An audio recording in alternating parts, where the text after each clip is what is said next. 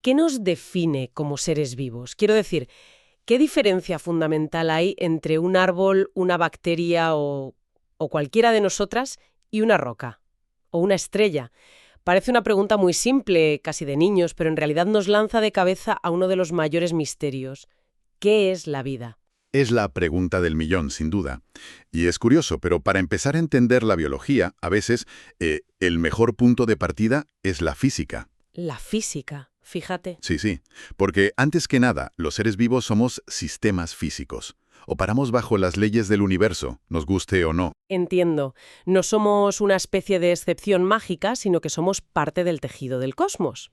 Pues ese es precisamente nuestro objetivo hoy. Vamos a sumergirnos en los cimientos de la biología moderna, guiados por los materiales que hemos analizado, que incluyen diagramas, apuntes y una clase magistral sobre biología celular. La misión es desentrañar esa maquinaria universal que, según parece, compartimos todas las formas de vida, desde un ancestro común de hace miles de millones de años, al que llaman Luca, hasta la increíble diversidad que vemos hoy. Y ese primer concepto físico es la base de todo lo demás. La vida es lo que se denomina un sistema abierto. Vale. A diferencia de un sistema aislado, que sería un termo ideal que no intercambia nada con el exterior, o uno cerrado, como un globo, que puede intercambiar calor pero no materia, los seres vivos estamos en un flujo constante. Intercambiamos materia y energía con nuestro entorno sin parar. Comemos, respiramos, liberamos calor. Somos un diálogo permanente con el universo. Vale, detengámonos ahí, porque ese diálogo constante choca con una de las leyes más implacables del universo, ¿verdad? Me refiero a la segunda ley de la termodinámica. La entropía. Exacto. La idea de que todo tiende al desorden. Siempre me viene a la mente esa imagen que usan en los materiales. Una gota de tinta azul en un vaso de agua. Al principio está concentrada, ordenada, pero en segundos se difumina, se expande, se desordena, hasta que todo el vaso es un caos azulado y uniforme. Es su estado más probable. Entonces, aquí está la gran paradoja. Si el destino de todo es el caos, ¿cómo es posible que los seres vivos seamos estas estructuras de orden y complejidad asombrosas? ¿Cómo logramos no solo existir, sino mantenernos organizados durante años, décadas, en un universo que empuja constantemente hacia la disolución? Esa es la pregunta clave. Y la respuesta es fascinante. No es que violemos las leyes de la física, sino que hemos encontrado una manera muy ingeniosa de sortearlas localmente. Hacemos una especie de truco termodinámico. ¿Un truco? Sí, mantenemos nuestro orden interno, nuestra baja entropía, a costa de aumentar el desorden, la entropía, del universo que nos rodea. Espera, me cuesta un poco visualizarlo. ¿Quieres decir que para que yo esté aquí, sentada y biológicamente ordenada, estoy activamente desordenando el universo a mi alrededor? ¿Cómo se ve eso en la práctica? Por ejemplo, con el desayuno de esta mañana. Exactamente así. Piensa en esa tostada con aguacate. Son moléculas complejas, muy ordenadas. Carbohidratos, grasas, proteínas. Tu metabolismo las coge, las rompe en pedazos, extrae la energía que mantenía unidas esas estructuras ordenadas y la usa para mantener tu propio orden. Para reparar tus células, para pensar. Vale. ¿Y qué expulsas a cambio? Moléculas mucho más simples y desordenadas. Dióxido de carbono al respirar, calor corporal que se disipa en el aire. Es un intercambio. Para construir tu pequeña y ordenada catedral biológica, tienes que desordenar el entorno. Aumentas la entropía global para poder mantener tu pequeña burbuja de orden. Justo. Una burbuja. Me gusta esa idea. Pero para que una burbuja exista, para no disolverse inmediatamente en el entorno como la gota de tinta, necesita una frontera, una barrera. Has dado en el clavo. Y esa barrera, esa solución fundamental de la vida para crear un dentro y un fuera, es la célula, y concretamente su membrana. ¿Es el primer muro de contención contra el caos? Claro, la célula como unidad fundamental. Recuerdo que en los materiales hablaban de la teoría celular como el pilar de todo esto. ¿Podrías resumirnos sus ideas principales? Por supuesto. Son 3 postulados muy sencillos pero increíblemente potentes. El primero es que la célula es la unidad estructural de la vida. Todo ser vivo, desde una ameba hasta una secuya gigante, está formado por células. Ajá. El segundo, que es la unidad funcional. Los procesos vitales, como ese metabolismo del que hablábamos, ocurren dentro de las células. Son las fábricas donde sucede la magia. ¿Y el tercero? El tercero fue una auténtica revolución en su momento. Omnet célula es célula. Es decir, toda célula proviene de otra célula preexistente. Claro. Esto dinamitó la idea de la generación espontánea, la creencia de que la vida podía surgir de la nada, del barro o de la carne en descomposición. La vida solo viene de la vida. Es increíble pensar lo rompedor que tuvo que ser eso. Y volviendo a esa barrera, a la membrana celular, ¿cómo consigue esa hazaña de separar el orden del caos de forma tan eficaz? Es una maravilla de la autoorganización química. La membrana está hecha de una doble capa de moléculas llamadas fosfolípidos. Imagínalas como un globo con dos cuerdas. La cabeza, el globo, es hidrofílica, le encanta el agua. ¿Vale? Pero las colas, las cuerdas, son hidrofóbicas, la odian. Ah, como el aceite y el agua, que nunca se mezclan. Justo. Así que si las echas en un entorno acuoso como la sopa primordial donde se originó la vida, se organizan solas, de forma espontánea. Forman una esfera donde todas las cabezas apuntan hacia el agua, hacia afuera y hacia dentro de la esfera, y todas las colas hidrofóbicas se esconden en el medio, protegidas del agua. Y ¡zas! Ya tienes un compartimento cerrado, una frontera entre el yo celular y el universo. Y a partir de ese diseño básico, la vida explotó en dos grandes modelos de célula, ¿no? Los procariotas y los eucariotas. Así es. Por un lado tenemos las células procariotas. Aquí están las bacterias y las arqueas. Las arqueas, sí. Estas últimas son fascinantes. Por fuera se parecen a las bacterias en su simplicidad, pero a nivel molecular son un mundo aparte. Tanto que tienen su propio dominio en el árbol de la vida. Muchas son extremófilas, viven felices en lugares que nos desintegrarían al instante. Como géiseres hirviendo o aguas hipersalinas. Exacto. Lo que tienen en común es que son más simples. Su ADN flota en el interior sin un núcleo definido. Y son siempre organismos de una sola célula. Y por otro lado estamos nosotras, los eucariotas, junto con las plantas, los hongos, las amebas. Exacto. Nuestras células son mucho más complejas, como ciudades amuralladas con barrios especializados. Nuestro ADN está cuidadosamente empaquetado y protegido dentro de un núcleo. Y además tenemos un montón de orgánulos, como pequeños órganos internos. Las mitocondrias, que actúan como centrales energéticas, el retículo endoplásmico, que es una red de fábricas y carreteras. Y esta compartimentación nos permite ser mucho más grandes y complejos. Sobre todo nos permite agruparnos, crear organismos pluricelulares donde las células se especializan en distintas tareas, formando tejidos. Una neurona no tiene nada que ver con una célula muscular, aunque ambas sean parte del mismo organismo. Esa es la gran ventaja. Desde luego. Pero a pesar de todas estas diferencias, lo que los diagramas dejan meridianamente claro es que hay elementos que compartimos absolutamente todos. Hay un núcleo de maquinaria que proviene directamente de ese ancestro, de Luca. Es alucinante pensar que compartimos la misma maquinaria básica con una bacteria que vive en un volcán submarino. Totalmente. Todos tenemos citoplasma, ese gel acuoso interno donde ocurren las reacciones químicas. Todos tenemos ribosomas, que ahora veremos que son las fábricas de proteínas. ¿Y la membrana? Todos, sin excepción, tenemos una membrana celular. Esa barrera contra la entropía fue el primer gran invento de la vida y fue un éxito tan rotundo que nadie ha vuelto a inventar otra cosa. Entonces ya tenemos el continente, la célula. Pero ahora falta el contenido. Faltan las instrucciones para que toda esa maquinaria funcione de forma tan increíblemente organizada. Y esas instrucciones son información. En su nivel más fundamental, la vida es un sistema de procesamiento de información. Y para explicar este flujo de información, los materiales usan un término que suena casi religioso: el dogma central de la biología molecular. ¿A qué se refiere exactamente? Suena muy solemne, ¿verdad? Pero la idea es bastante directa. Describe el flujo de información en todas las células. Se resume en: ADN produce ARN, que a su vez produce proteína. ADN a ARN a proteína. Es el algoritmo base, el sistema operativo de toda la vida en la Tierra. La analogía que usa Melafonte me pareció brillante para entenderlo. Dicen que el ADN es como el plano maestro de un arquitecto.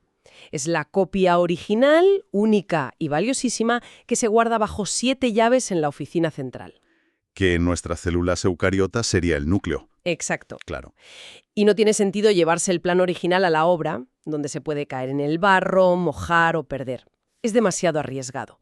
Lo que haces es sacar fotocopias. baratas y desechables. Eso es, de las partes del plano que necesitas en cada momento. Y esas fotocopias son el ARN.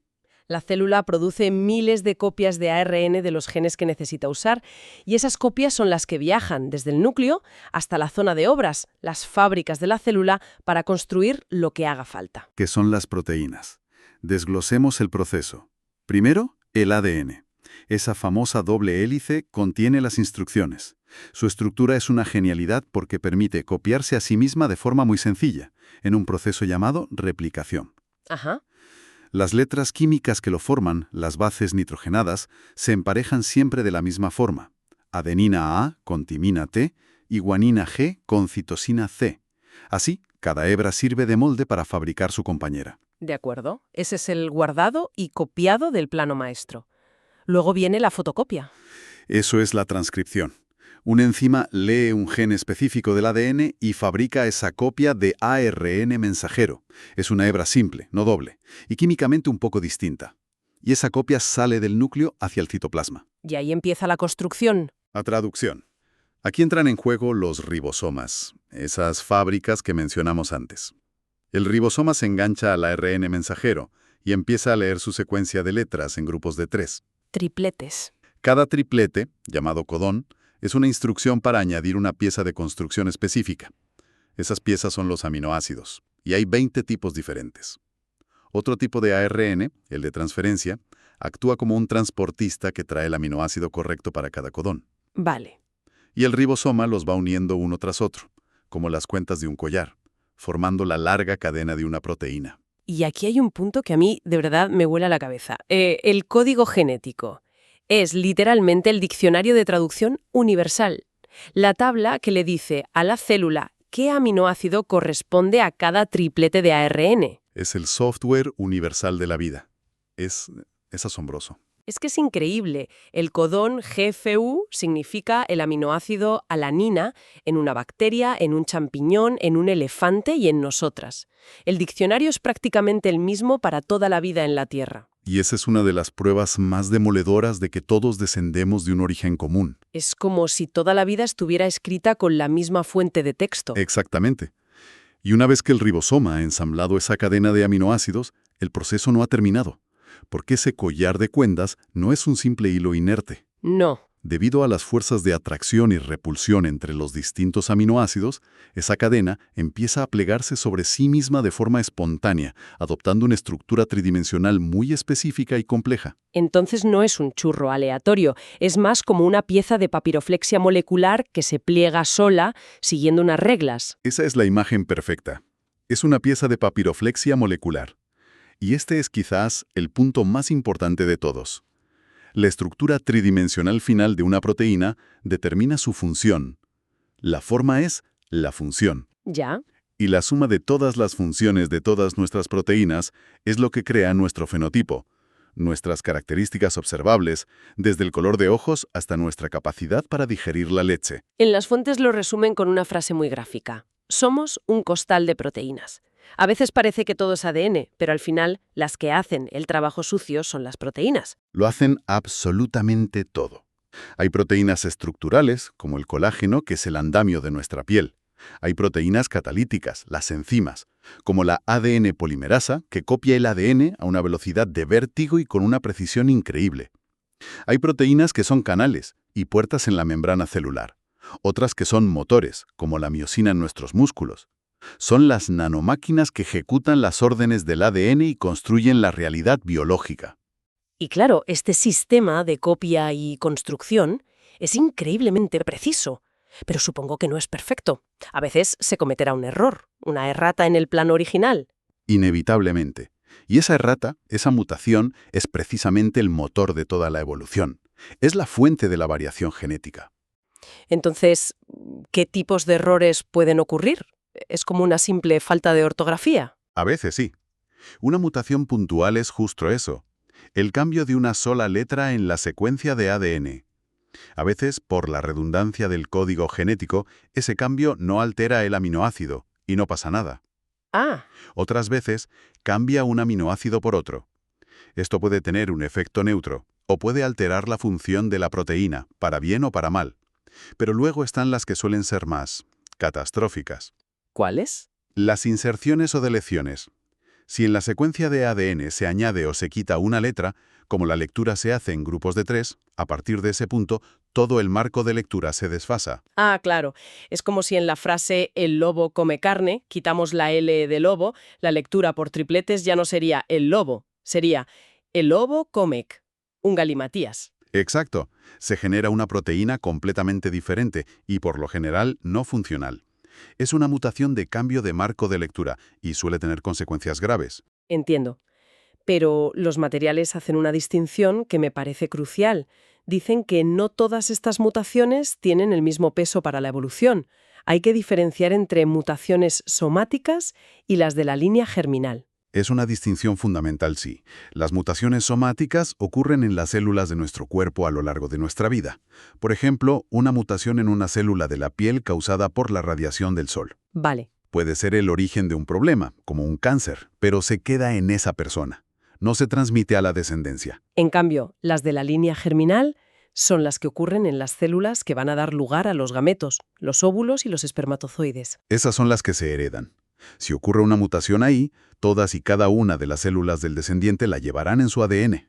Y esas son las que realmente importan para la evolución. Claro. Y para poder reconstruir las relaciones de parentesco entre especies, para poder dibujar el gran árbol de la vida, son los cambios heredables sobre los que actúa la selección natural, son la materia prima de la diversidad. Si echamos la vista atrás y unimos todas las piezas que hemos analizado, el panorama es impresionante. Desde luego. La vida es un sistema ordenado que combate la tendencia del universo al caos, creando una burbuja de baja entropía a costa de desordenar su entorno. Y lo hace gracias a una barrera genial, la membrana celular. Dentro de esa burbuja, un sistema de información antiguo y universal, el dogma central, dicta las instrucciones.